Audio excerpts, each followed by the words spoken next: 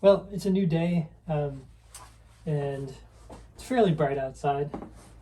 Some good lighting today, and I've gone ahead and kind of just blocked in and finished as best as possible the clothing and basically everything else, everything except for the face and the neck. So it's all leading up to this, and really, I'm thinking just in terms of laying in the correct hue value chroma on the right spot.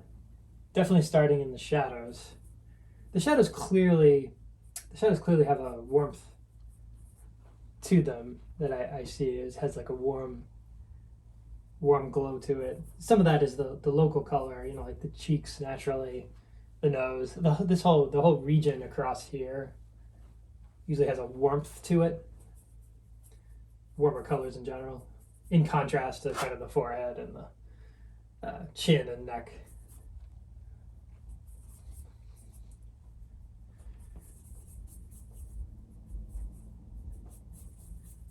But I'm thinking in terms of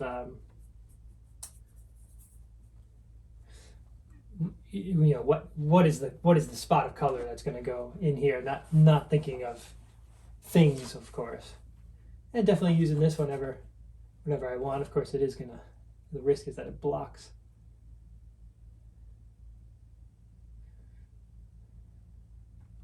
Doing my best just to angle it enough so I can have not this. This doesn't block the reflection.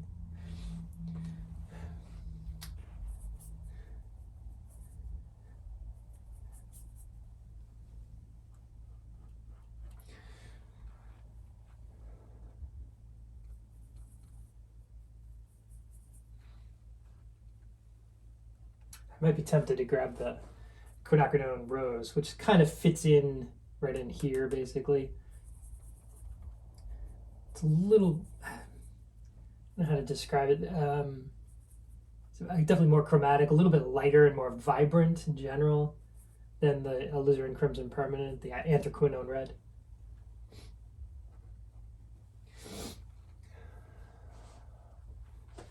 This is an interesting area here. It's that cast shadow. I try to look at this in this area like at the same time. It's not that's tough to do. But you sort of take a disinterested look where you're not focused on one area. I find that takes a little bit of practice.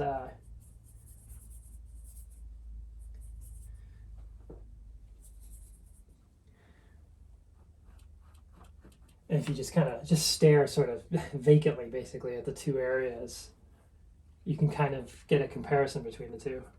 If you stare just at one, you sort of lose track of the other.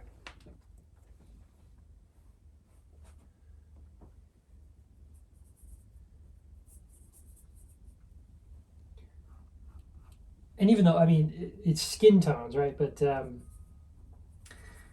it's skin tones, but there really isn't a such thing that's made up. It depends on the lighting, and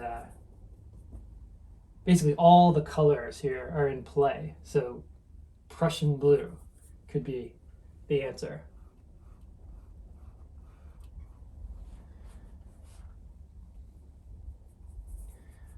But I think the fun part will be when this is all covered, and then really the painting actually starts. This is all like laying the foundation.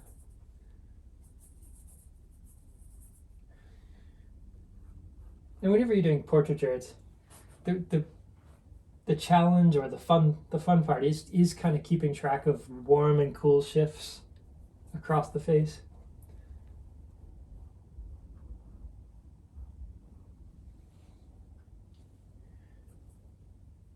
So you're doing that at the same time as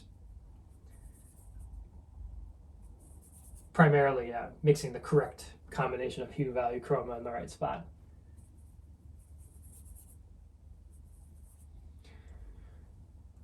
In theory, you shouldn't have to do anything more than just mix the correct hue, value, chroma.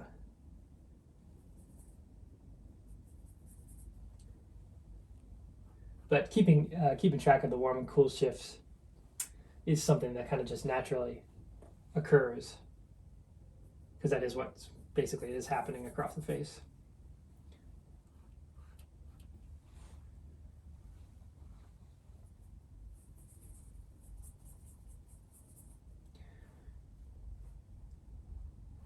So this previous area of the hat, I'd rather slightly overlap it than come right up to it and miss and have a little gap. That way you get more of an interlocking feel to it. And it forces you to then, in a good way, to go back in the next layer, go back and have to remix up the shadow color of the hat and kind of lay that in the right place and slightly overlap that to the skin tone, the skin colors that you put in.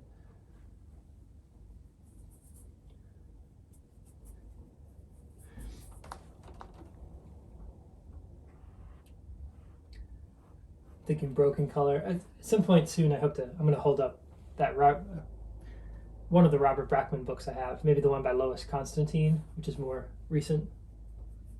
I think it has a good example of broken color demonstration. I know it does.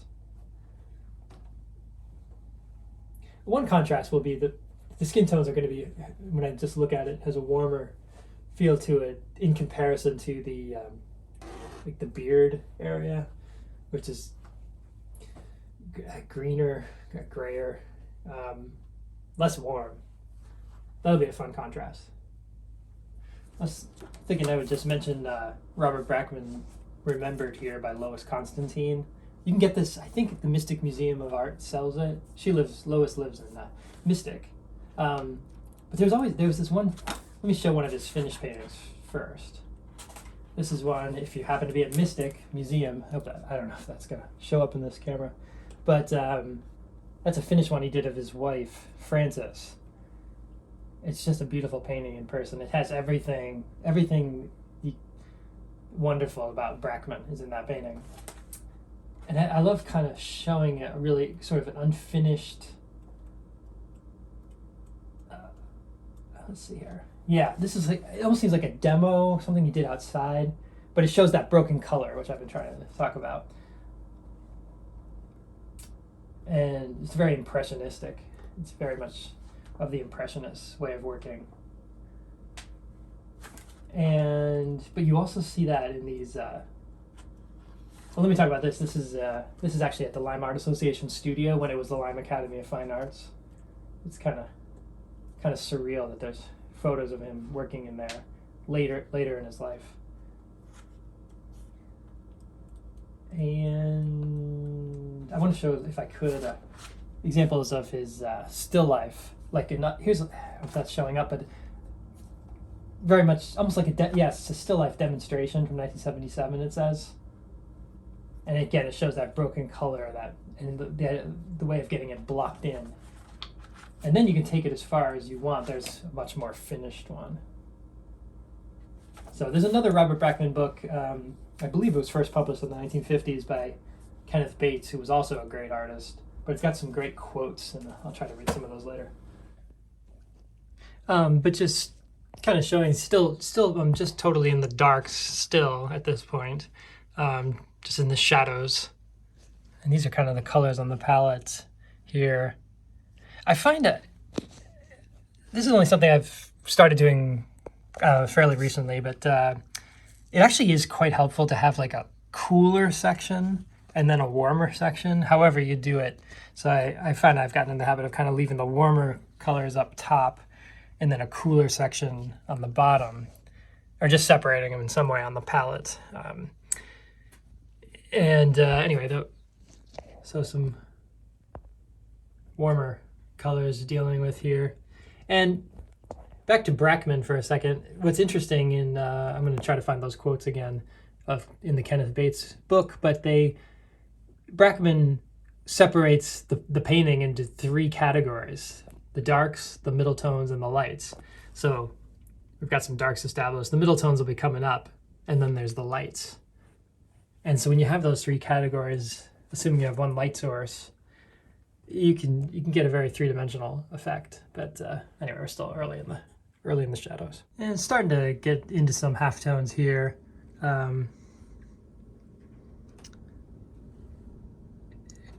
I think next video is going to be mostly about the midtones, what they call the halftones, which actually there's no such thing in reality, but it's just, there's just the darks and the lights. Everything's either shadow or light. But for artistic purposes, it's been very convenient over the centuries to have the darks, the turning middle tones, and then the lights. The highlight is part of the lights. It's kind of like just an extra thing on top of the lights. But up here, getting a little bit, let's see, getting a little bit into the turning into the lights up in here. But I'd like to clean the palette probably before getting into that, just so they don't stay too dark. This one area I have of the neck here, it's been kind of convenient to kind of go to show all the dark middle light, the transition there. So I'm going to do a little bit more with that.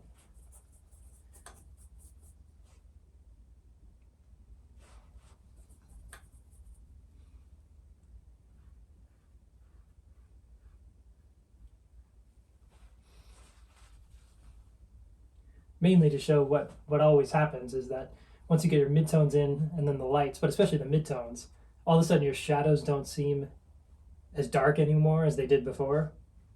But that's a good thing because it forces you to go back in and re-darken them.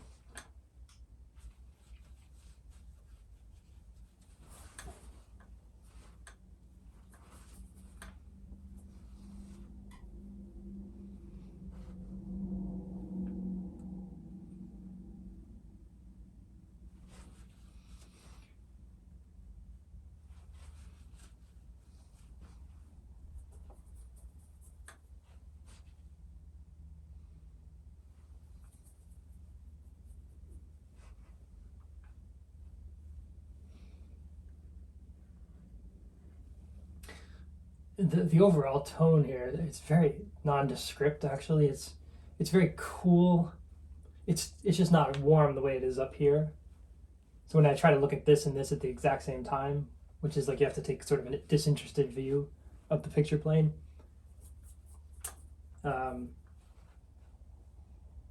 overall it has more of like a greenish cast.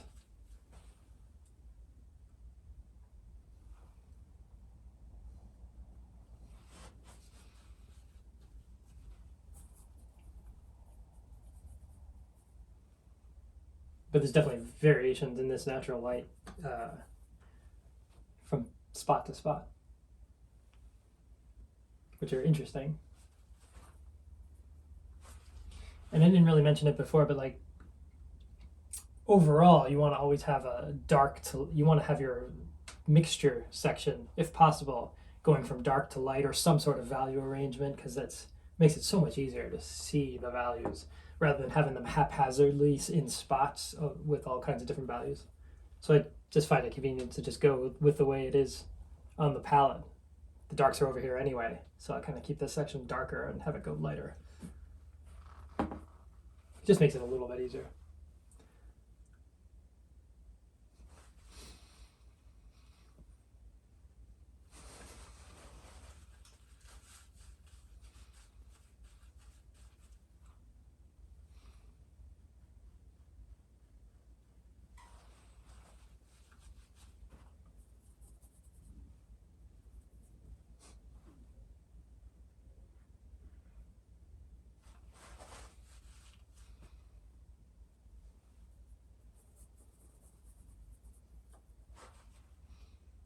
If I stare at it by itself too long, it starts to look warmer than it actually is. In other words, more reds. But then when I look at this in this, I can see that it's not anywhere near as warm as this section.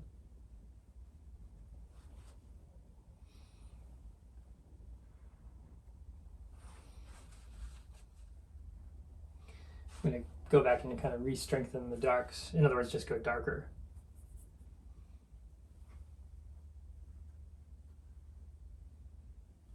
I find that just happens naturally. What you really should do now is actually paint in the. I'm getting a little bit ahead. Like really, what you should do, you should always work on the thing that's lagging the furthest behind, which obviously would be this. but it's okay just for a second to kind of repaint this darker dark in here, just so I have the darkest dark in that section. So you're kind of back, you end up retracing your steps.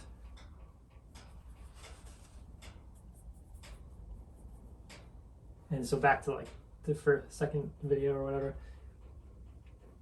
that color mixture is kind of Prussian blue, ivory black, alizarin, something to create a really deep, rich dark, but still have some color.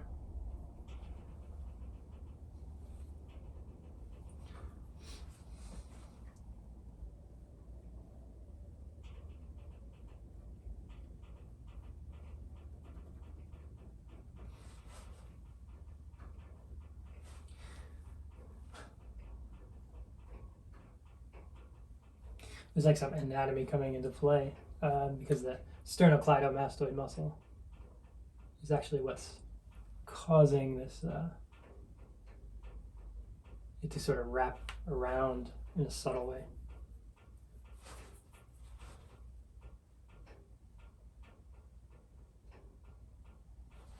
But each part you work on, it's like there's a time limit. It's like you've turned the hourglass and there's the sand's going, because you really have to move around.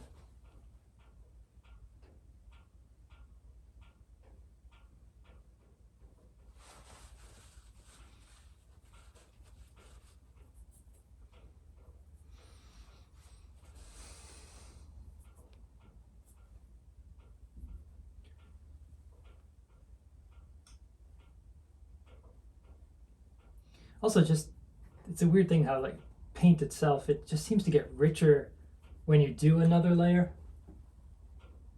I mean, you may have done it exactly right the first time, but there's just something about oil paint that just seems to want to be layered.